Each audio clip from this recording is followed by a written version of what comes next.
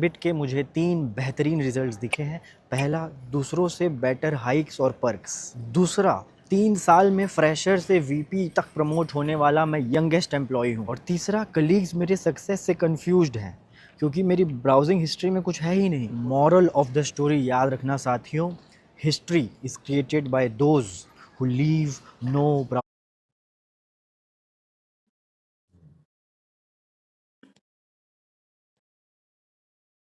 याद रखना साथियों, history is created by those who leave no browser history. ओहो, मैं दैट्स सो अपना सारा एक्साइटिंग। ऑफिस वर्क आज की इनकॉग्निटो कॉमेडीज मोड यहाँ में तक करता पहुंच हूँ और गए। मैं कोई मूर्ख नहीं।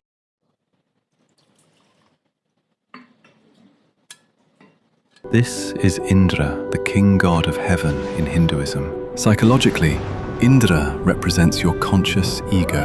In fact, the Sanskrit word for our physical senses, Indriya, comes directly from his name. He is the ruler of your sensory world. But Indra lives in constant fear of losing his power. In old stories, whenever someone sits down to meditate, Indra panics. He sends beautiful dancers to distract them because he cannot handle anyone becoming wiser than him. This is exactly how your mind works. Think about when you try to change your life, like starting a diet or studying for a big test. Within minutes, your brain floods you with sudden cravings or the urge to check your phone. That is your inner Indra sending distractions. Your ego panics when you try to grow because it is scared of losing control. But here is the secret the ancient texts left for us. Indra isn't the villain, he is just doing his job. Your ego's main instinct is survival, and to the ego, familiarity equals safety. Growth feels like a threat because it forces you into the unknown. When you try to break a habit or build a new one, your ego weaponizes your Indriya, your senses, using discomfort, boredom, and restlessness to drag you back to what is safe and comfortable. In the myths, the sages didn't fight Indra, they just acknowledged the distractions and kept going until the chaos settled on its own. The next time you sit down to work and your brain instantly screams for a distraction, just recognize it for what it is, your ego panicking because you are forcing it to step out of its comfort zone. For more such awareness, comment Indra and visit the link.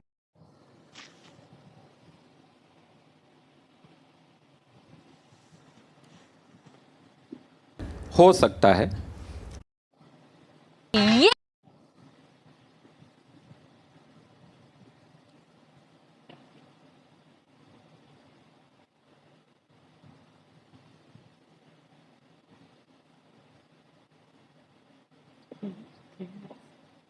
You are interested in too many.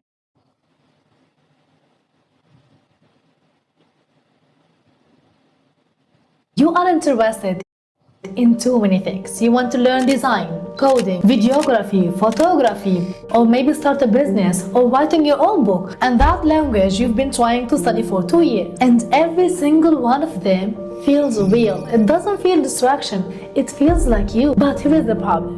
Every time you try to pick just one, something inside you resists. Because choosing one feels like giving up all the others. And so you end up doing something worse than choosing one.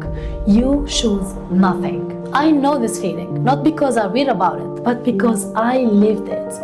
I had ADHD with too many interests. Before starting my business that changed my life, I was a banker. I was sitting every day in one place, doing one thing, and wondering why I felt like I'm slowly disappearing. Everyone around me told me just pick one and stick to it, and you will be fine. But I couldn't. I couldn't do it. So I quit. And that decision was the best decision I ever made in my life. This video is what I really wish someone told me back then. A real strategy for the people with ADHD with too many interests. Because back then, I didn't understand myself. I used to think something wrong with me. Everyone around me was a specialist in something. I thought that I have a problem because I was switching between interests and didn't feel satisfied with my position. Even I had stable income, but I wasn't happy. I wasn't satisfied with that. I felt like I'm a robot doing one thing in one place every day again and again and do it for 40 years and retire.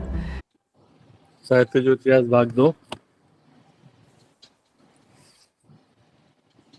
खाते colour रखे हो उसे book के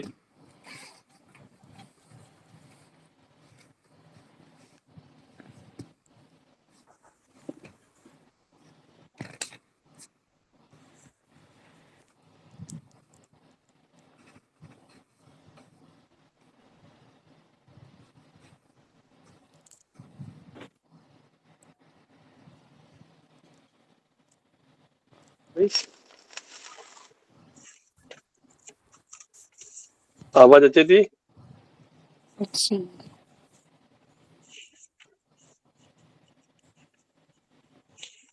जी, त कल्ह page number 217 ते रखियो हुयोसीं, विश्वविद्यालय जी सतह ते सिंधी भाषा जो शुरू करिणो आहे।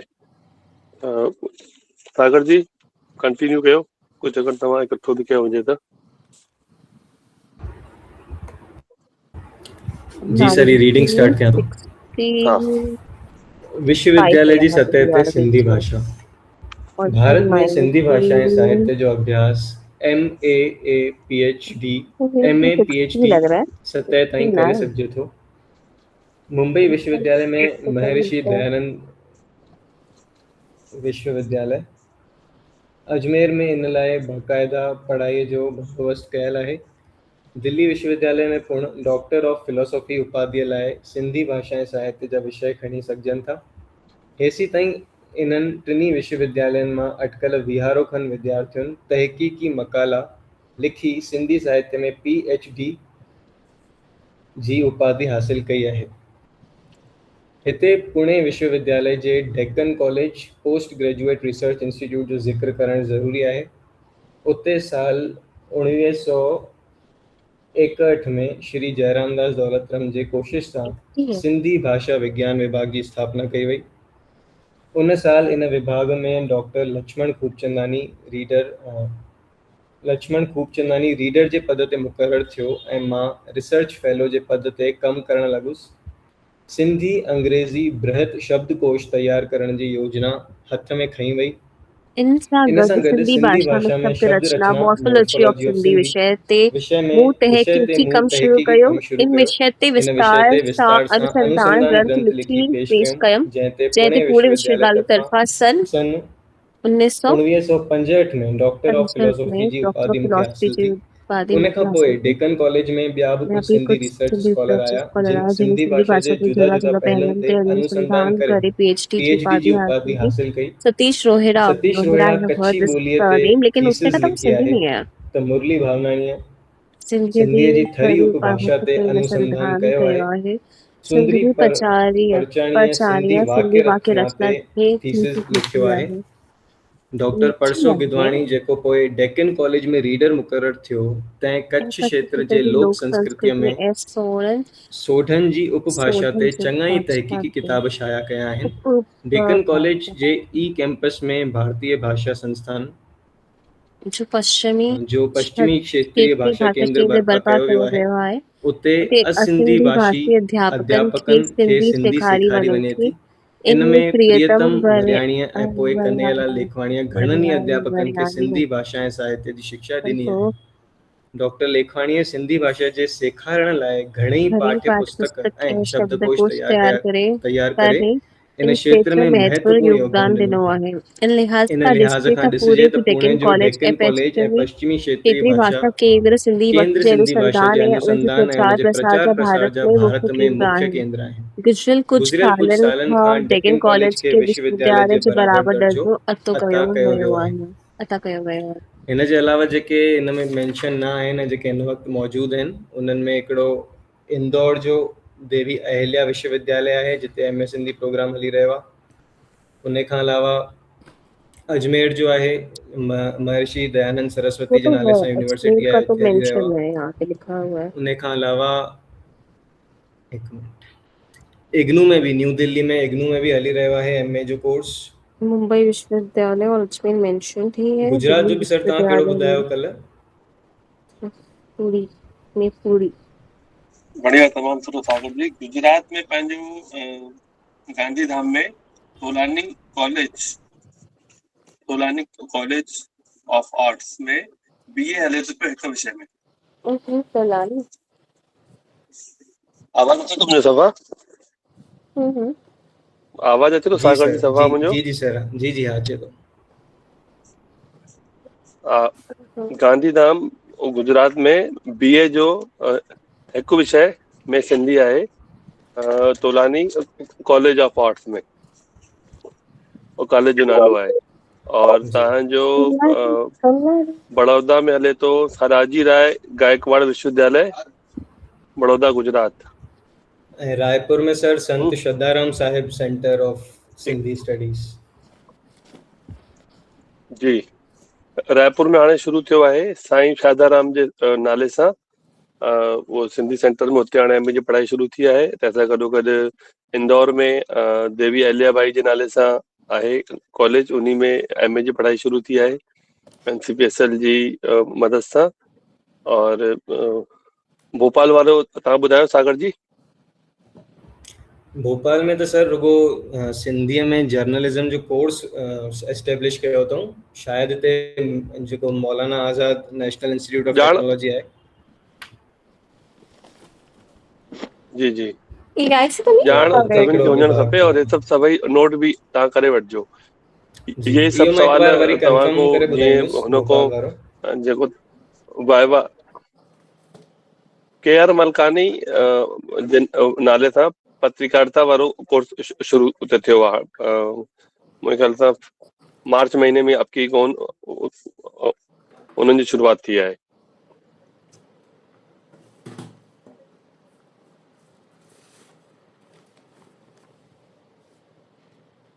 ठीकु आहे, त बड़ौदा थी वियो तव्हांजो, और गांधीधाम थी वियो। मुंबई में पंहिंजो चांदी बाई कॉलेज आहे, उते बि MA जी पढ़ाई हली रही आहे। और हिकिड़ो RKT जे नाले सां कोई कॉलेज आहे, उते बि पंहिंजो मुंबई में पढ़ाई थी रही आहे MA जी। ऐं तंहिंसां गॾु दिल्ली विश्वविद्यालय में पहिरियों हले पियो, पर हाणे छा पोजीशन आहे उन जी ख़बर न आहे। PhD वारो कमु त बंदि ई पियो आहे मौके ते दिल्ली विश्वविद्यालय में। जी उते सर, बि हिकिड़ो पंहिंजो नोएडा सिंधी जो बि आयो डिपार्टमेंट हो। आहे। आधुनिक भारतीय भाषाएं एवं साहित्य अध्ययन विभाग आहे, उन जे अंदरि पंहिंजो सिंधी विभाग आहे दिल्ली विश्वविद्यालय में। ऐं पंहिंजो अयोध्या में त तव्हांखे ॼाण आई आहे, डॉक्टर राम मनोहर लोहिया अवध विश्वविद्यालय। अजमेर वारी सागर जी तव्हांखे ॿुधाई रखियो, त इहे सभु तव्हां किथे नोट डाउन करे रखिजो। वाइवा में तव्हांखो इहे सभु सवाल बि पुछी सघनि था पिया कि पूरे पंहिंजे भारत में किथे किथे सिंधी जी पढ़ाई हली रही आहे। सर हिननि सभिनी में और MA हिकिड़ो पॉइंट कल्ह बि आयो हुयो कि सिंधी कॉलेजेस रूरल में जी हिननि सभिनी में सर MA जो MA ताईं जो अभ्यास थींदो आहे? न न, नहीं MA के मां नहीं, तव्हांखे MA ॿुधायो में न, बहुत जेको कम कॉलेजेस हैं। गांधीधाम रूरल वारो में भी करो तो कम आता है। तोलानी तोलानी कॉलेज। हाँ, कॉलेज ऑफ आर्ट्स आहे, उते BA में हिकु विषय में सिंधी आहे। हा, ओके। और असांजो जेको अयोध्या वारो आहे, हिते असां वटि केवल MA आहे। अजमेर में BA MA ॿई आहे, और ओके। मुंबई में बि BA MA ॿई आहे। और ऐं जेको तव्हांजो बड़ौदा में सर? बड़ौदा वारे जी अञा मूंखे बि पूरी तरह ॼाण कोन्हे, बड़ौदा जी पूरी तरह ॼाण कोन्हे, रूरल में लेकिन भी हाणे नहीं है ना। उते वर्षा मैम आहिनि, हाणे उहो BA केवल आहे कि केवल MA आहे, उहो बि पतो करणो पवंदो।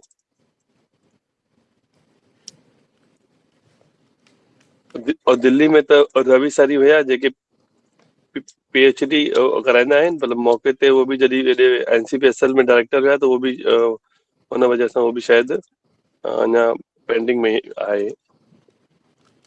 त सर PhD किथे थो थिए हाणे? ठीकु आहे। ऐं कल्ह हिकिड़ो पॉइंट, PhD तव्हांजो अजमेर में हले थो पियो, और बाक़ी त अञा किथे ऑप्शन आहे न, या त वरी तव्हां IGNOU सां करे सघो था, भाषा सिंधी सां गॾु कोई और भाषा जोड़े करे, कोई और टॉपिक खणी करे। जीअं हिकिड़ी जयेश ने हाणे जेको PhD कंप्लीट कया, उन्ही ने ट्रांसलेशन में कयो अथई, ओके सिंधी टू इंग्लिश, अनुवाद जे मथां। Sindhi to English kind of जैसे 4 सीटूं आहिनि लोग हिंदी टू इंग्लिश PhD जी बुक अजमेर में देते मौके थे ते, रिज्यूमे जेके की हिंदी टू डॉक्टर इंग्लिश, तो वैसे Sindhi to English. Chandra Prakash Received Dadlani ji आहिनि, उहे 55 मौके ते कराए rupees रहिया आहिनि on Paytm. सरकारी में। ऐं प्राइवेट भी उते डॉक्टर हाथो दादलानी सर उहे कराए रहिया आहिनि। जी, ऐं कल्ह हिकिड़ो पॉइंट आयो हुयो, तव्हांजो सिंधी अकेडमी कहिड़े कहिड़े राज्य में सिंधी अकेडमियूं आहिनि, हे सभु बि तव्हां नोट करे वठिजो।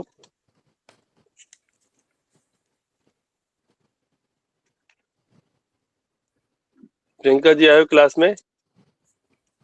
जी सर। नेक्स्ट पैराग्राफ तुम पढ़ो, तुमको कल्ह टॉपिक पढ़ियो सो इहो ॿुधायो कहिड़े कहिड़े राज्य में आहिनि।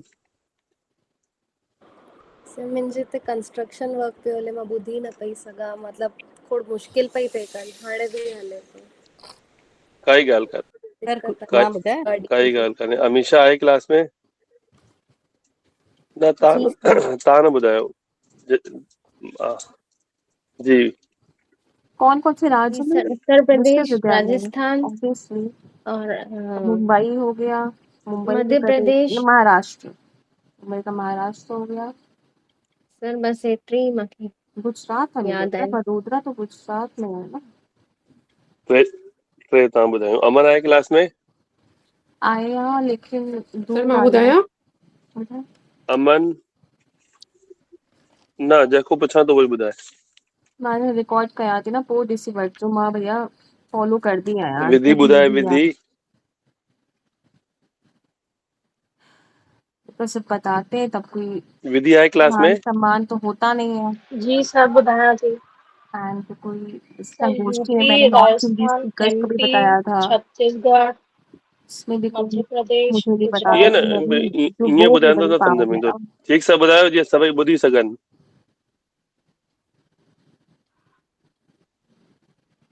थोरो ठीकु सां ॿुधायो जीअं सभई जेके नोट बि करनि था त नोट करे वठनि। इग्नोर करेंगे। सर ये याद कोन्हे। यूपीएससी एस्पिरेंट है, मैंने 10th 12th आरती जी किया हुआ ॿुधाइनि। है में सर यूपी, यूपी तो ऑब्वियसली है, देन राजस्थान, छत्तीसगढ़ देन और गुजरात। अभी भी सर तो अभी गुजरात भी था। तो डिस्कस हुआ था। विश्वविद्यालय तुम पूछ रहे ना, एआई में तुमसे जी पूछूंगी अञा समराइज करने के लिए। आहिनि, अञा बि ॾिसो। सर यूपी, महाराष्ट्र, कविता जी ॿुधायो। राजस्थान, दिल्ली, हा यूनियन जी। टेरिटरी, सर राजस्थान आहे, यूपी, दिल्ली आ, मध्य प्रदेश आ। जी यूपी। जी क्वेश्चन तो यही है थी ना, आहे न सर? विश्वविद्यालय कहाँ है? चार ही त थिया न, अञा पूरा कंप्लीट कयो न। अच्छा, महाराष्ट्र, गुजरात, यूपी, राजस्थान, मध्य प्रदेश, दिल्ली। तुमको ठीक है मैंने भी सर। बता दिया। कौन सा नया, इसमें कौन सा रॉकेट साइंस है? कल मैंने 32 साल वाला इतनी जल्दी बता दिया, दहाका इतनी जल्दी बता दिया। एक बार फिर सां रिपीट कयो। My God. सर यूपी आहे, राजस्थान आ, गुजरात, मध्य प्रदेश, दिल्ली और महाराष्ट्र। मैं इतने इजी आंसर्स नहीं देती हूँ, मैं तो बता ही घणा रही थिया? हूँ। आज देखो कोई एआई भी नहीं खुला है, ना लैपटॉप खोल के बैठती हूँ भैया। 70। अच्छा सॉरी। अच्छा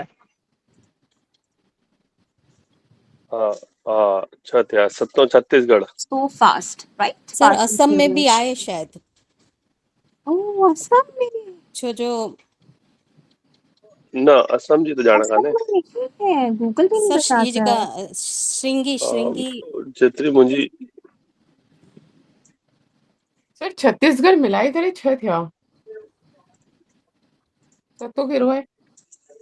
तॾहिं त चवां थो न कि ध्यान सां ॿुधो त तव्हांखे सत पोइ सर यादि अची वेंदा। ओह ओह ला ला। यूपी, राजस्थान सब काउंट कयो न गुजरात, मध्य गीता। प्रदेश, यूपी, हाँ जी हाँ जी महाराष्ट्र, ठीक राजस्थान, हा है। हा दिल्ली। गुजरात, महाराष्ट्र, छत्तीसगढ़ भी ऐड थी वियो और मध्य प्रदेश छत्तीसगढ़ तो अलग अलग जी है ना, जी जी 7 दिल्ली। हो गया ना। जी जी जी जी जी। सभिनि खे ख़बर पइजी वई। पहले से पता थी, कौन सी नई बात थी? जैसे कल दहाका जी सर। मालूम था, 32 साल सर मालूम सिंधी था, एकेडमी अभी दिल्ली में रॉकेट होता असां साइंस घुरायूं में से भी सही में। जी किताबा। सागर जी अॻिते कर। मैं तो अपने आप को इतनी इजी आंसर्स हा, लक्षित महसूस करती हूँ। दिल्ली में तव्हां किताब घुरायो। उत्तर प्रदेश सिंधी एकेडमी तव्हांखे हाई स्कूल इंटर जा किताब मोकिलींदी आहे पढ़ण वास्ते। जी सर, ठीक है। उन्हनि जे अंडर में प्रियंका जी ने लिखी भी रखो थे। शेयर बि कयो हो। हाँ,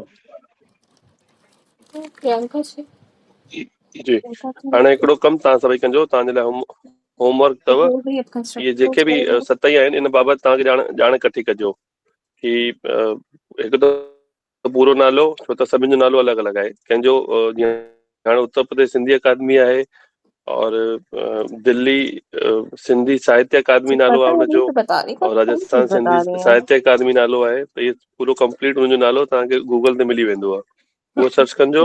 और मौके ते कंहिंजा डायरेक्टर केरु आहिनि, कंहिं में डायरेक्टर अथव, कंहिं में उपाध्यक्ष अथव, त जेको संभाले रहियो आहे इन बाबति तव्हां ॼाण इकठी कजो। त कल्ह वरी पोइ हुन ते डिस्कस कंदासीं अॻिते। ठीकु आहे, सभिनि जो होमवर्क अथव, सभु करे ईंजो, कोई बि मिस न कजो। विधि जी लैब थी वई हुयूं, विधि जी मां हिकु बार रिपीट करे वञा थो, जेके बि साहित्य अकादमियूं आहिनि इन्हनि जो तव्हांखे नालो सही सही और इन जा मौके ते डायरेक्टर या उपाध्यक्ष जंहिंजो जिते किथे सचिव बि आहे, त जेके जेके आहिनि उहे तव्हां नोट कजो। इन्हनि जो ऑफिस बि अगरि तव्हांखे ॼाण मिली वञे कि जीअं राजस्थान वारो हुन में आहे, छत्तीसगढ़ जो रायपुर में आहे, उत्तर प्रदेश जो लखनऊ में आहे, राजस्थान जो जयपुर में आहे, और MP वारनि जो भोपाल में आहे। सागर जी भोपाल, इंदौर। जी सर। जी सर। भोपाल हाँ, ऑब्वियसली त इहे सभु कैपिटल है, तव्हां ॼाण कैपिटल सिटीज में है। इकट्ठी करे कल्ह पोइ कुछ वरी हिन ते पॉइंट्स अञा हैं डिस्कस इसमें, कंदासीं। लेकिन इंदौर का कुछ मेंशन किया था ना सागर जी ने, दूसरी यूनिवर्सिटी को कुछ मेंशन जी किया। कंटिन्यू किया गया सर। जी जी कंटिन्यू कीजिए please. Please continue. Sindhi Sindhi साहित्य साहित्य जो मुक्तसर मुख्तसर जाइज़ो। विरहांगे खप्पो विरहांगे भारत खपोए में भारत सिंधी में सागर सिंधी जी हाणे साहित्य जे ये सिरजनहार। हाँ हाँ पढ़ी वञो, इहो पैराग्राफ पढ़ी वञो। सिरजनहार विरहांगे महारथियुनि खपोए भारत ऐं में सिंधी झूननि साहित्य जे सिरजनहार जोगियुनि जे महारथियुनि बारे में ऐं झूननि जेकॾहिं जोगियुनि जे बारे वीचार में कजे त जेकॾहिं मालूम वीचार कजे थींदो त त हिन मालूम थींदो वक़्तु त हिन वक़्तु 60 खनि 60 खनि जे सालनि जे अरसे अरसे में में उन्हनि उन्हनि मां मां घणा ॼणा हीअ फ़ानी जहान छॾे छॾे परमात्मा परमात्मा जे जी गोद में वञी आरामी थिया आरामी आहिनि। थिया आहिनि। हिते मुख्य साहित्यकारनि जा अंग अखर पेश कजनि था।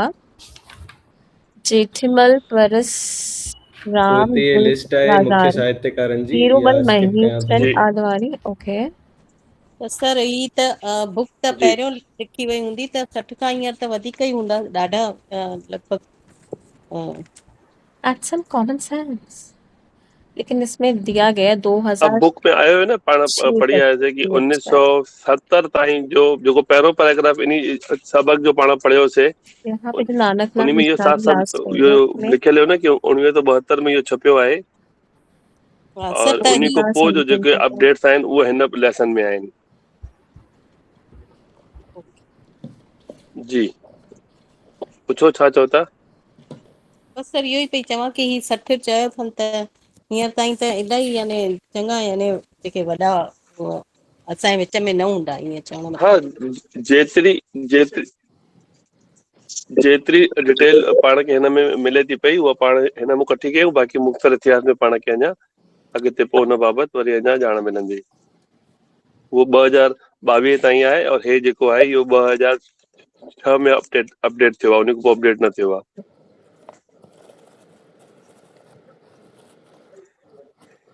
ठीकु आहे, जी सर।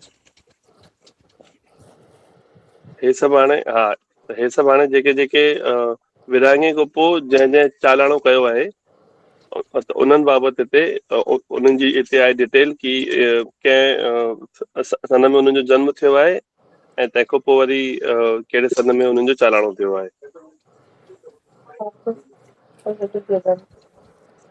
ऐं लॻभॻि इहे सभु डिटेल जेको आहे विरहाङे खां पोइ जन चालाणो थियो आहे, सभु उहे ई नाला आहिनि हिन में।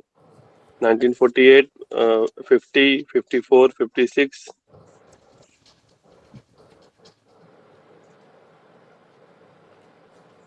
ठीकु आहे, अॻिते वधूं। अनीता जी क्लियर आहे? जी जी सर क्लियर आहे।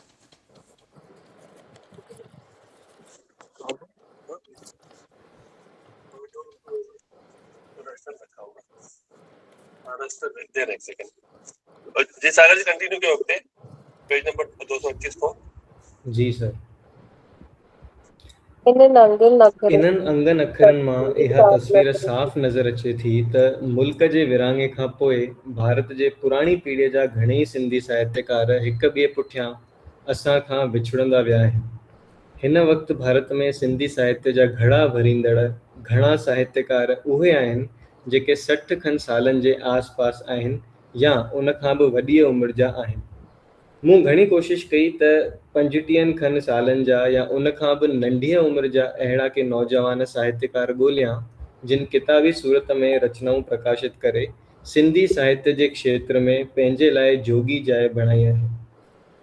इन उमिरि जा फ़क़ति 2 साहित्यकार नज़र आया अथमि, मुकेश नानकराम तिलोकाणी हिन वक़्तु नंढे में नंढो प्रतिभाशाली साहित्यकार आहे जंहिंजे आज़ाद कविताउनि जो संग्रह प्यार तंज़ मज़ाक नाले सां सन 2006 में प्रकाशित थियो आहे। हुन सिंधी विषय सां MA जी परीक्षा पास कई आहे ऐं गुज़िरियल कुझु सालनि खां वठी Indian institute of sindhology Adipur में लाइब्रेरियन जे पद ते कमु करे रहियो आहे। संदसि कविताउनि जो ॿियों संग्रह सच मरी वियो बि छपाईअ हेठि आहे। मुकेश हिकु सुठो चित्रकार बि आहे। हुन जा तंज़ी कार्टून ऐं सिंधी किताबनि जा सरवर्क संदसि ॾात जी साख भरियनि था। हिन सथ में ॿी आहे विमी सदारंगाणी। हूअ बि आदिपुर में रहंदड़ आहे। सिंधीअ में MA परीक्षा पास करण खां पोइ हूअ तोलाणी कॉलेज में सिंधी विषय जे लेक्चरर तौरु कमु करे रही आहे। हिन खां अॻु हूअ कुझु साल सिंधोलॉजी इंस्टीट्यूट में रिसर्च फेलो तौरु कमु कंदी हुई। उते खोजना कार्य कंदे हुन में पंहिंजी मातृभाषा सिंधीअ जो गहराईअ सां अभ्यास करण जो चाह पैदा थियो। विमीअ लिखण जी शुरूआत बाल साहित्य सां कई। संदसि शुरूआती रचनाऊं आहिनि सिंधी बाल गीत 1995, मुखड़ियूं 1995, ॿारनि जो रेडियो नाटक। हिन खां पोइ सुनहरी रंग जी काराण 1996 कविता संग्रह ऐं कुझु ॿिया किताब बि हुन प्रकाशित कया आहिनि। संदसि बाल साहित्य जूं रचनाऊं रोज़ानी ज़िंदगीअ जे अनुभवनि ते बीठल आहिनि जिन मां बाल मनोविज्ञान जी बि ॼाण मिले थी। हुन जूं लिखियल छंदहीन कविताऊं बि घणो करे संदसि शख़्सी आज़मूदनि जो इज़हार आहिनि जेके सरल सिंधीअ में लिखियल आहिनि। विमीअ जो जनम मुल्क जे विराङे खां घणा साल पोइ थियो आहे त बि संदसि आत्मा उन भूमीअ खे पसण लाइ व्याकुल आहे जिते संदसि अबनि ॾाॾनि जो जन्म थियो। तो वटि अचणु चाहियां थी सिंधड़ी मां तो वटि अचणु चाहियां थी। इहो सही आहे त मूं कॾहिं तुंहिंजी गोद न माणी त बि मां तोसां मिलण लाइ बेचैन आहियां। तोखे मूं ॾिठो कोन्हे ईश्वर खे बि न शाह सचल सामी सभई मुंहिंजा पेन फ्रेंड थी पिया आहिनि। अच्छा ॿुधाइजे मां तोखे ख़त लिखां जवाब मिलंदो? तूं जवाब ॾींदीअं? मिलण लाइ चवंदीअं? मां तोसां गॾिजण थी चाहियां मुंहिंजी सिंधड़ी। सुनहरी रंग जी काराण मुंहिंजी सिंधड़ी सुफ़ो 36 खां 37। विमीअ जी इहा आरज़ू नेठि पूरी थी ऐं हूअ सिंधी डेलीगेशन सां सिंध जी यात्रा करे आई। हाणे अचो ॾिसूं त 36 खां 50 खनि सालनि जी उमिरि जा घणा सिंधी साहित्यकार असांजे विच में आहिनि। इन सथ वारनि में जिन जूं सिंधीअ में रचनाऊं किताबी रूप में प्रकाशित थियूं आहिनि तिन जो तादाद बि घणो न आहे। मुख्य नाला हिन रीत आहिनि। विनोद आसूदाणी, जनम 1969, नागपुर में रहंदड़ नौजवान प्रतिभाशाली कवि आहे। हू हिकु अहिड़ो निरालो ॾात धणी आहे जंहिंखे परमात्मा जनम खां ई ॾिसण जी शक्ति कान ॾिनी आहे, पर इन जी कमी खेसि अंदर जी सूझ ॾेई ऐं ॿियनि हवासनि खे अनोखी ताक़त बख़्शे पूरी कई अथईं। विनोद अंग्रेज़ी इतिहास ऐं समाजशास्त्र में MA आहे। सिंधीअ में हुन जा 2 गज़लुनि जा संग्रह आहिनि, चिणगूं चिणगूं 2002 ऐं बाहेजू पाड़ूं 2004। कलाधर कुर्बान अली मुतवा, जनम 1967, पनावारी कच्छ।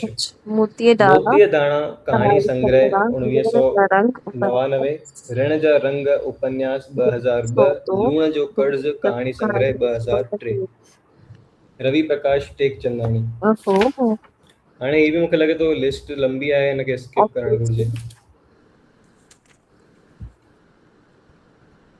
जी सागर जी, ये लिस्ट हाणे ये सभई पाण हिकु बार तव्हां सभई रीडिंग करे वठिजो ऐं इहो हिन में जेके बि पंहिंजा साहित्यकार आहिनि उन्हनि जा नाला आहिनि ऐं उन्हनि सां गॾु गॾु उहे मौक़े ते किथे लेक्चरार आहिनि या कहिड़े प्रोफेशन में आहिनि और कहिड़ा कहिड़ा उन्हनि रचनाऊं कयूं आहिनि इन बाबति लिस्ट आहे इहा। सर ही रवि टेकचंदानी दिल्लीअ में सभई हिकु आहिनि। बार पढ़ी वठिजो लेकिन छॾे न रखिजो। किरण जी के भाई ये सब सर ही रवि जी टेकचंदानी जी दिल्लीअ में आहिनि ऐं इहे सरल सर जा भाउ आहिनि। मालूम है सबको, कौन सी नई चीज बता रही हो यार। ऐं जगदीश अच्छा शादातपुरी हाणे बि हा साइंस। अच्छा ये ऐसे सरल सर जा मेरे को भाउ अथव। मालूम ना ही हुई रवि प्रकाश सरकाजम कर एक्सपायर थी टेकचंदानी। विया हुआ आहिनि। न न नहीं ये त किया हींअर दिल्लीअ में कमु करे रहिया आहिनि। अच्छा नई ॻाल्हि ॿुधायो। तो हमें सबको पता है। ऐं ही जगदीश शादातपुरी ये हाणे ई वेझड़ाई में गुज़ारे विया आहिनि। इन्हनि जी वाइफ हींअर आहे मीना शादातपुरी इससे वो जेको बनेगा।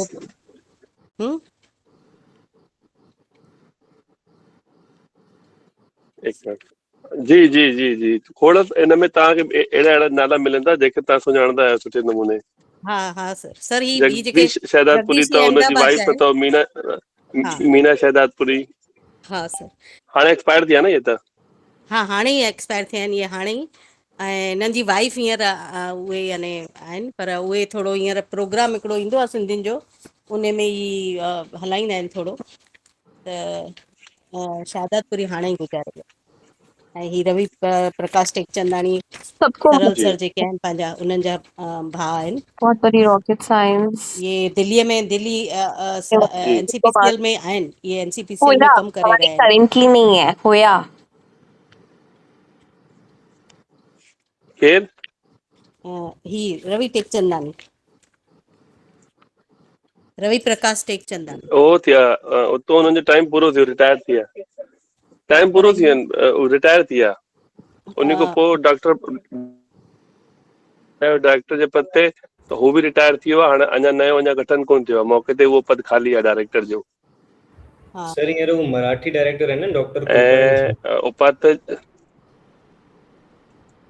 न न उन्हनि जो बि टाइम पूरो थी वियो। अच्छा मराठी सिंधी होंगे मतलब त हाणे अञा मौक़े ते पद ख़ाली आहे अञा कोई कान्हे। और तंहिंसां गॾु अध्यक्ष उपाध्यक्ष हुया तव्हांजा मोहन मंगनानी त उन्हनि जो बि टाइम हाणे पूरो थियो। हाणे नई कमेटी हाणे अञा गठन थियणो आहे। बसि हिन महीने में हाणे मूंखे उमेदु आहे की थी वेंदी त अॻिले तव्हांखे महीने में हुननि जी ॼाण मिली वेंदी। 29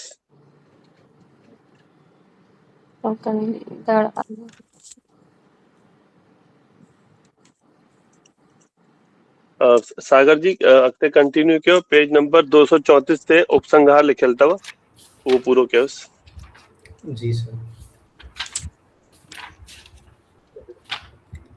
पेज नंबर 234 उपसंहार। सिंधी साहित्य जे मुख्य शाखाउनि जे विकास जी जेकॾहिं पाण में भेट कजे त मालूम थींदो त सिंधीअ में शाइरीअ ऐं कहाणीअ जो विकास घणे में घणो थियो आहे। उन बैदि मज़मून नवीसीअ जंहिंमें आलोचनात्मक मज़मून बि शामिल आहिनि चङी ओज पाती आहे। उन खां पोइ उपन्यासनि जो वारो अचे थो। नाटकनि में एकांकी या नंढा नाटक घणेई लिखिया विया आहिनि पर वॾनि असुलोकनि नाटकनि लिखण जो विरांङे खां पोइ भारत में घणो विकास न थियो आहे। नसुर जे ॿियुनि शाखाउनि में जीवन चरित्र लिखण जो घणो विकास थियो आहे। उन में घणियूं जीवनियूं संतनि महापुरुषनि ऐं धार्मिक शख़्सनि जूं आहिनि। नए दौर जे साहित्यकारनि जा जीवन चरित्र ऐं संदन रचनाउनि जो तनक़ीदी अभ्यास सिंधीअ में घटि थियो आहे। किन साहित्यकारनि आत्मकथाऊं लिखियूं आहिनि जिन मां संदन दौर जे मुल्की हालतुनि ऐं अदबी धाराउनि जी सुठी ॼाण मिले थी। इन क़िस्म जे रचनाउनि जा कुझु मिसाल आहिनि गंद मुंहिंजी गोॾ में ऐं चोलो मुंहिंजो चिक में हरी दिलगीर। अदब ऐं अदीब पंजभाङा गोबिंदमाली। कुछ ॿुधायुमि कुछ लिखायुमि कीरत बाबाणी। आत्मकथा जे नाले में मोतीलाल जोतवाणी। मुंहिंजी हयातीअ जा सोना रोपा वर्क पोपटी हीरानंदाणी। बुख इश्क ऐं अदब मोहन कल्पना। आख़िरी पन्ना हरी मोटवाणी सिंधी। वही खाते जा पन्ना लक्ष्मण भाटिया। देश जे विरांङे खां पोइ भारत जे सिंधी साहित्य में सफ़रनामा बि घणेई लिखिया विया आहिनि। उन्हनि सफ़रनामा यानी यात्रा वृत्तांत ट्रेवलॉग जर्नल उन्हनि में घणी संख्या सिंध जे सफ़रनामनि जी आहे। लला इन जा कुझु मिसाल आहिनि सफ़र सिंधी विया सिंध ॾिसण गोबिंदवाली, पुछां सफ़रनामा त काफ़िर वीना श्रृंगी, जुड़ियल जिन सां जिंद हरी मोटवाणी, जिते मुंहिंजा ओठीअड़ा रीटा शहाणी, तूं सिंध में रही पओ ठाकुर चावला, सिंधड़ी थी सॾे गिरधारी लाल डोडेजा, अॻु न ॾिठो कॾहिं में बलदेव मटलाणीअ दिलचस्प इबारत में अमेरिका ऐं लंडन जे सफ़र जो बयानु कयो आहे। सिंध जे सफ़रनामनि में डॉक्टर मोती प्रकाश जो लिखियल सिंध जो सफ़रनामो से सभु सांडियम साह से साहित्यिक कला ऐं वर्णन शैलीअ जे लिहाज़ खां हिकु अनोखी रचना आहे। इन ते खेसि 1988 में साहित्य अकादमीअ जो इनाम अता कयो वियो आहे। भारत में हिंदू धर्म, भारतीय दर्शन शास्त्र, नानक पंथ ऐं किन ॿियनि पंथनि जे परिचय ऐं फिलॉसफीअ ते बि घणो साहित्य सिंधीअ में प्रकाशित थियो आहे, पर इन में भाषा ऐं शैलीअ जे लिहाज़ खां कलात्मकता घटि रचनाउनि में नज़र अचे थी। सिंधी लोक साहित्य, सिंधी भाषा ऐं भाषा विज्ञान जे सिद्धांतनि ते बि कुझु किताब शाया थिया आहिनि जेके इन्हनि विषयनि जी बुनियादी ॼाण ॾियनि था। नारायण भारती ऐं ॼेठे लालवाणीअ जा सिंधी लोक साहित्य ते घणेई उम्दा किताब छपिया आहिनि। सिंधी भाषा सेखारण जी ॾिस में कन्हैयालाल लेखवाणीअ ऐं इंस्टीट्यूट ऑफ सिंधोलॉजी आदिपुर तरफ़ां घणेई किताब छपाए मुयसरु करवाया विया आहिनि। सिंधी कया विया आहिनि। मुहावरा सिंधी पहाका ऐं मुहावरा कोश संतदास किशनाणी ऐं मुरलीधर जेतली, शब्द महारत सिंधी शब्द महराण किशनचंद जेतली, जेतली, ॿोलीअ जो सिरिश्तो ऐं लिखावट मुरलीधर जेतली, सिंधी ध्वनि विज्ञान मुरलीधर जेतली। इहे किताब भाषा विज्ञान जे किन विषयनि जी ॼाण ॾींदड़ महत्वपूर्ण प्रकाशन आहिनि। इनमें शक न आहे त घणनि तकनीकी ऐं वैज्ञानिक विषयनि जीअं त भाषा विज्ञान, काव्य शास्त्र, साहित्य शास्त्र, दर्शन शास्त्र, इतिहास आदि ते बुनियादी ॼाण ॾींदड़ किताब सिंधीअ में घणा न लिखिया विया आहिनि। साॻीअ तरह तकनीकी शब्दावली बि सिंधीअ में तयारु न कई वई आहे। इन खोट खे पूरो करण लाइ सिंधी विद्वाननि ऐं साहित्यकारनि खे रिथायती नमूने कमु करणु घुरिजे। जमीन हो तो ऑब्वियसली कहेंगे कि मत पढ़ो या इसको बाद में पढ़ लेना होमवर्क ऊपर से। जी सागर जी, थी वियो कंप्लीट? जी सर। इनमें कंहिंखे कुझु सम्झ में न आयो हुजे त भले कुझु सम्झ में न आयो हुजे कंहिंखे त भले पुछी सघे थो पियो। सर ही हेॾा ऑथर जा नाला आहिनि, इहे सभु एग्ज़ाम में पुछंदा आया? पुछी सघनि था, आंसर हूंदो। तॾहिं त एॾो घटि कोर्स कयो आहे कि खटे करे इन में अञा विरहाङे खां पोइ अञा आत्मकथा आहिनि, सफ़रनामा आहिनि, बाल साहित्य आहे और लोक अदब कंहिं लिखियो आहे। इहे सभु त अञा इन में तव्हांजा असां घटि करे रखियो आहे। कुझु त तव्हांखे यादि करणा ई पवंदा, जेके इम्पोर्टेंट हूंदा उहे मां तव्हांखे टिक कराए रखंदुसि। ठीकु आहे सर। ही जेके ईअं न सर, नसुर जी जेकी अञा विधाऊं आहिनि उनमें नाम भी देखो प्रारचिता अपराजिता नसुर जी जेकी अञा विधाऊं आहिनि, 5 विधाउनि खे असां हटाए रखियो आहे। मोतलाल सोचे वठो, खबर जीवनी, आत्मकथा, सफ़रनामो, बाल साहित्य और लोक अदब।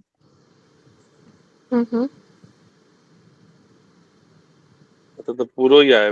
भाङे ॿियो में तव्हां मुक्तसर इतिहास जॾहिं खोलंदव त पोइ हुन में तव्हांखे खूब वधीक विरहाङे खां पोइ जो, छो त हे त किताब लिखियल आहे पुराणी 1970 जी छपियल आहे, त उहो हुनमें 48 को वठी करे 70 ताईं जो वधीक हुनमें आहे डिटेल। और जेको मुक्तसर इतिहास आहे, मुक्तसर इतिहास 2022 ताईं आहे। त सोचो 1948 को 49 22 ताईं लॻभॻि थी विया तव्हांजा 50 70 75 साल लॻभॻि। त 75 सालनि जो हुनमें त और वधीक मैटर अची वियो न। जी सर।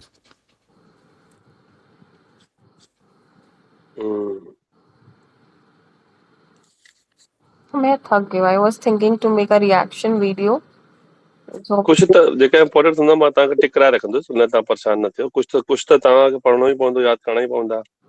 हा सर, इहो त आहे, पर ही जेके पुठियां बि ॾिनल आहिनि कि मुख्य 50 36 खां 50 साल ताईं ऐं यंग जनरेशन वारा ऐं इहो सभु, त यानी एतिरा सभु ऑथर जा नाला यादि रखणु थोरो, ऐं ही जेके आहिनि हेॾी लिस्ट आहे जेका 60 जी, त ही त अमुक त नाला यादि ई आहिनि, ईअं त आहे कान, पर त बि यानी जेका डिटेल में जेका पुठियां ॾिनल आहे उहा भई चङा ई नाला आहिनि त कंफ्यूजन थी थो सघे इन करे। हाँ न न न उहो अञा पाण हिनखे इज़ी कंदासीं, उन लाइ तव्हां परेशान न थियो। 1 मिनट होल्ड कजो, मुंहिंजी फोन थी अचे ज़रूरी।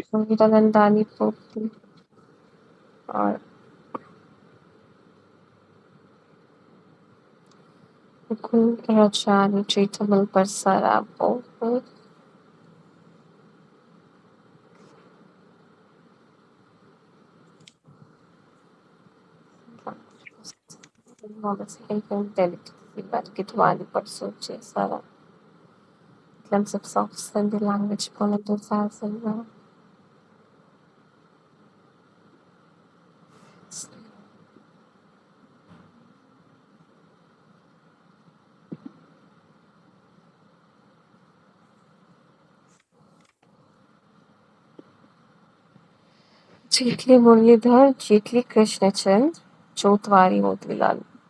कृष्णचंद्र जेटली, मुरलीधर जेटली। कृष्णचंद्र पुणे से थे, मुरलीधर दिल्ली से थे।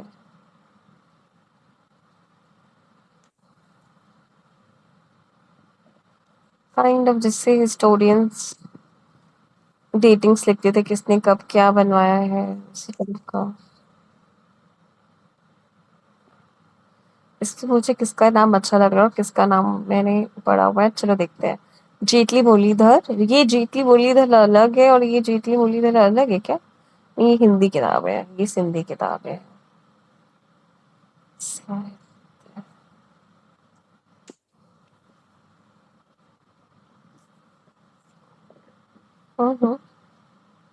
Okay, Pune and Delhi. Delhi 2000. Prem Prakash.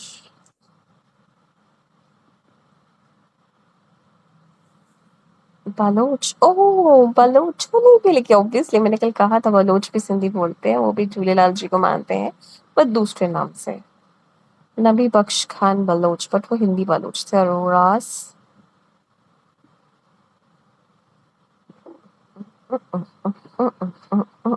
Ji Anita ji, ji sir, बस इहो ई पियो पुछियो आवाज़ मां। अचे थो मुंहिंजो? जी जी सर। हाँ मां अगर लेफ्ट थी वियो आहियां, मे बी कॉल आई हुई तॾहिं। पाण में विद्यार्थी कुछ चर्चा वर्चा कंदा कयो, ॻाल्हाईंदा कयो, एकदम साइलेंट थी सभई रहंदा आहियो। कंहिं बि इन साहित्य जो इतिहास हले थो एॾो बढ़िया, तमामु सुठो। जी अनीता जी ॿुधायो। बसि सर ये पुछिणो हो। ॿियो वरी इहो तव्हां जे उत्तम जे नाले ॻाल्हि कई न, त जे उत्तम बि सुंदरी उत्तम चंदाणी जा हस्बैंड हुआ ऐं इन्हनि जी धीअ हुई आशा चांद, जेका हींअर अच्छा हिकु सिंधी ऐप हलाए वेठी, जेका ॾाढी फेमस आहे, दुबई में रहंदा आहिनि ऐं ॾाढो सुठो याने जी जी इन ऐप जे थ्रू कमु कनि वेठा, सिंधी संगत वारो। त इहो आशा चांद हलाईंदा आहिनि, सुंदरी उत्तम चंदानी जा धीअ जी आहिनि। जी इन्हनि जो, हाँ उन्हनि जो यूट्यूब ते बि आहे चैनल। हा, यूट्यूब यानी सिंधी संगत ऐप आहे, सॼी सिंधी सिखण लाइ हिननि इहा स्टार्टिंग में कई ऐं इन में ॾाढो सारो यानी सिंधियुनि सां रिलेटेड ॾाढा सारा यानी ऑथर जो ऐं ॾाढो डिटेल बि आहे ऐं पंहिंजे सुंदरी उत्तम चंदानीअ जा सभु जेके रचनाऊं आहिनि उन्हनि खे हिननि बिल्कुलु यानी पढ़ी करे ऐं ॿुधायो वियो आहे हिन में। भी बता त काफ़ी यानी सुठो आहे हिननि जो। उससे बहुत त लोग हिननि जी पंहिंजी मदर्स जे लाइ कयो आहे इहो ऐं कैंपेन जी हिननि जे फादर जे उत्तम, जेको मूंखे यादि अचे पियो पर ध्यानु जी न पियो अचे, कल्ह जे उत्तम जी ॻाल्हि तव्हां कई त पोइ मूंखे ख़्यालु आयो, हा बराबरि इहे उत्तम सुंदरी उत्तम चंदानीअ जा हस्बैंड।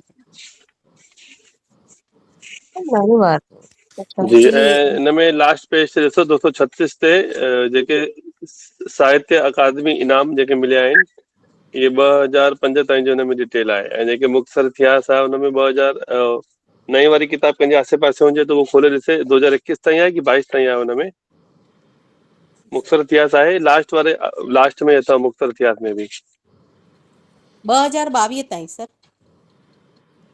सर ने भी पहले बताया था 2022 तक की तो लिख किताब जो नालो नथो पुछां, वो तो ख़बर आहे मूंखे। हाँ आख़िरी में उनमें अच्छा सिंधी लिस्ट साहित्य अकादमी अवार्ड हासिल कंदड़ लेखक, हाँ लेखकनि जा ओके सर सभिनि खां पीछे हूंदव। हाँ हाँ सर 2022 ताईं आहे। हाँ ॾिसो त ॾिठो सर। 2022 ते हा, त इहो बि तव्हांखे ध्यान सां ॾिसणो आहे, ठीकु आहे, कि कहिड़े कहिड़े सन में कहिड़े कहिड़े किताब ते कहिड़े कहिड़े साहित्यकार खे साहित्य अकादमी जो अवार्ड मिलियो आहे। हर साल इहो हिकु मिलंदो आहे।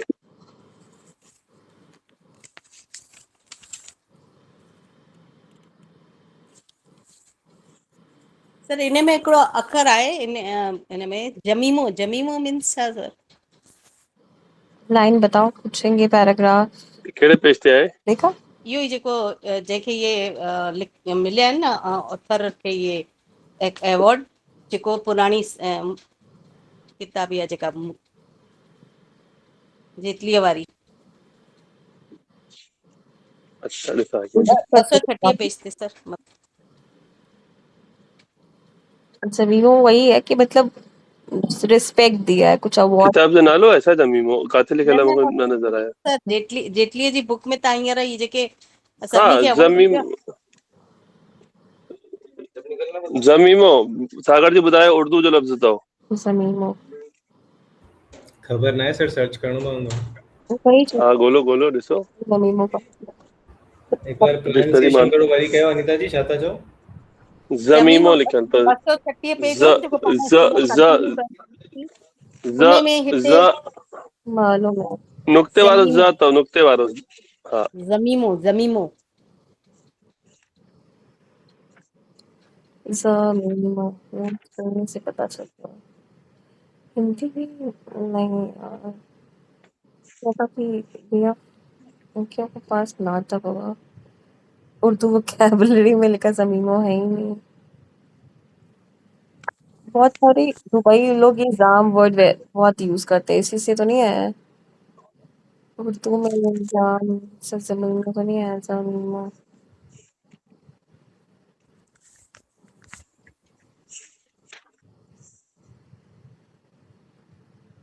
रेखता में था क्या? जश्न रेखता एक होता है ना, उनका काइंड ऑफ डिक्शनरी में तो मिले कौन तो। अरेबिक लोन वर्ड ज़मीन,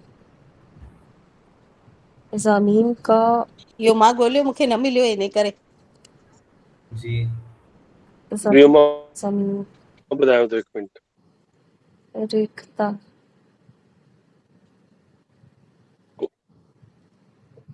विधिअ लिखियो आहे कुझु sir?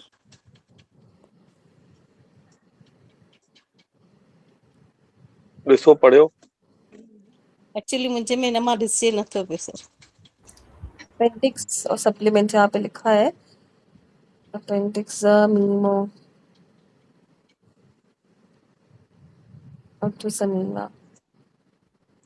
Appendix or supplements, which is extra pages added to a book or document, annexure or enclosure documents attached to an official letter, report, addition or addendum.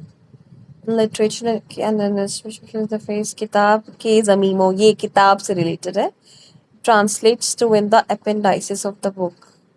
In poetry, it can metaphorically refer to something that is attached, appended, or secondary to a main entity, in addition to a story or continuation of pain. Oh,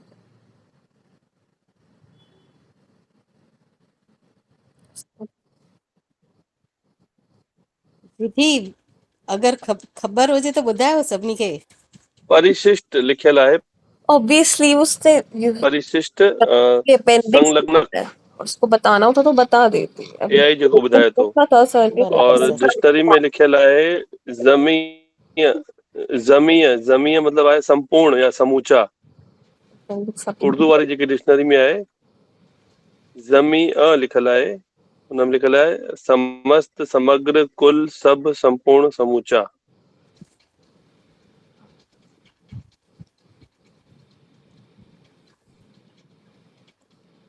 मतलब वो संलग्न ॿुधाइनि था कि जेके जेके supplement साहित्य अकादमी जा मिलिया आहिनि अवार्ड, उन्हनि जी सूची। ऑब्वियसली सूची हुआ ना अपेंडिक्स का मतलब तो ये इसका और सर गूगल में भी प्रॉब्लम परिशिष्टो ही होते हैं, देते हैं परिशिष्टो या अनुबंधो। इट्स मीनिंग अलग अलग हिन में ॿुधाए थो पियो कि जीअं साहित्य जी किताब में इहो ॿुधाए थो और समाचार पत्र में ॿुधाए थो पियो कि सप्लीमेंट समीना और आधिकारिक परिशिष्ट दस्तावेजन में अगर आए तो उनमें आए नेक्स्ट राउंड क्लोजर पूरक सप्लीमेंट एंटिटम संलग्न करके दीजिए कहते हैं ना संलग्न अटैच जी। ये हम लोग ठीक है, में भी अॻिते वधाऊं? अटैचमेंट को भी कह जी सकते सर। हैं कि अटैच्ड है इसके साथ हाँ, रेखता डिक्शनरी ते भी उन ते गूगल ते मिली हाँ वेंदो सर, अथव ख़्याल अची जेके शयूं ख़्याल अगरि वो दिक़त मतलब जी जी। एक्स्ट्रा इंफॉर्मेशन त हे तव्हांजो अॼु कंप्लीट थी वियो और हिन में तव्हांखे अञा जेके जेके मां इम्पोर्टेंट ॿुधायो आहे उहे तव्हां जीअं जेके जेके पाण छॾे आया आहियूं उहे तव्हां हिकु बार हुन ते निगाह मारे वठिजो। चंगी गल के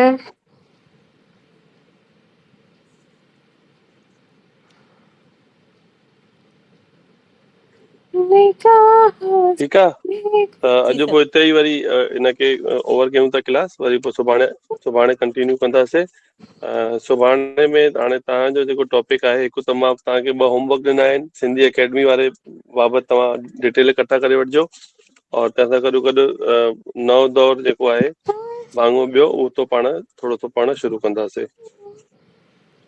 सर थोरो कहिड़ी सो बुक मां? आहे इहो चैप्टर लंबो, मुक्तसर इतिहास में चैप्टर इहो आहे लंबो, त थोरो थोरो हाणे हिनखे स्पीड में पाण खे खणी करे हलिणो पवंदो। बल्कि तव्हांजा ऑप्शनल आहिनि त तव्हांखे हिन मां असां पढ़ियूं था पिया, पर जेके ॿिया सेमेस्टर वारा आहिनि उन्हनि खे केवल मुक्तसर जेको जेतली वारो इतिहास आहे केवल उन मां ई असां पढ़ींदा आहियूं, बाक़ी हे वारा विद्यार्थी पाण ई पढ़ंदा आहिनि। सर ऑप्शनल नयन वारे में दौर हिन जो में तव्हांखे पहिरियों सवाल भाङो मिलंदा ॿियो चङा। भाङो। भाङो ॿियो पढ़ंदासीं न, पहिरियों भाङियो त विरहाङे खां अॻु आहे न, 1900 सॉरी 1843 खां वठी करे आहे न पहिरियों भाङो त। जी जी सर।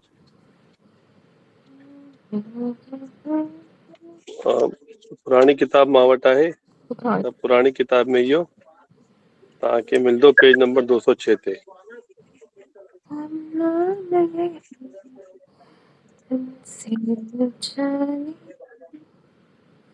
सर न्यू में आया 197 ते।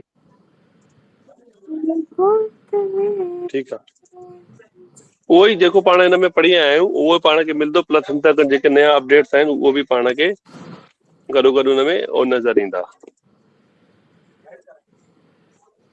सर कहिड़ा कहिड़ा पेज नंबर ॿुधाया आहियो तव्हांखे पढ़ी वठिजां।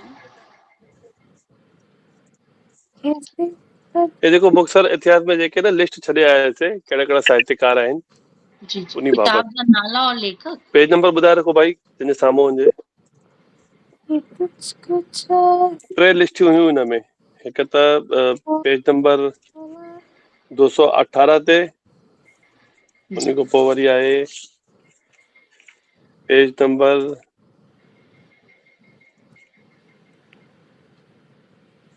218 कोई आहे कंटिन्यू 218, 140, 162, 18 खां वठी करे 177।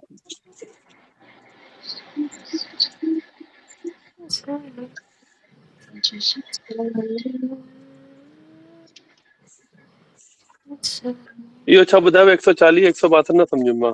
सर इहो इतिहास मां जेके पेज हुआ न उहे ॿुधाया। नेहा छामां थी पुछे पई। ऑब्वियसली मुक्तसर से इतिहास में पूछ रही है वो। हिन में पुछां मुक्तसर पई इतिहास छा। ॿुधायो कि हे वारो जेतली वारो? सर जेटलीअ वारो, सर जेटलीअ वारो। जी जी 218 खां वठी करे 233 ताईं अथव, 33 ताईं।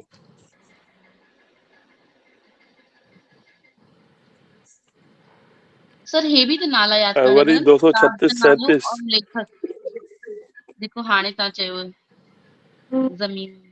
उहो हा उहे थोड़ा हू हो सॼो यादि जेके करणो साहित्य अकादमी अवार्ड वारा आहिनि न। सुगन होगा, पवंदो। जी जी सुगन नाम भी हो सकता ठीक ठीक। है। जी thank U sir. Priyanka ji हिकिड़ो स्क्रीनशॉट वठी वठो। जी सर।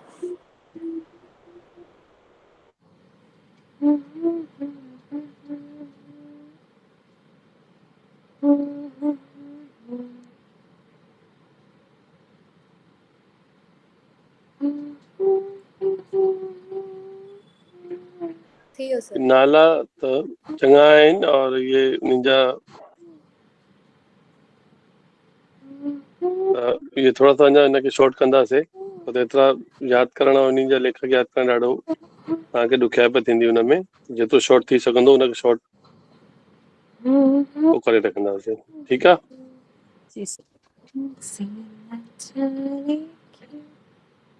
ठीकु आहे पोइ जय झूलेलाल सभिनि खे। वरी पोइ सुभाणे पोइ अॻिते कंटिन्यू कंदासीं। जय झूलेलाल सर। जय झूलेलाल। जय झूलेलाल सर।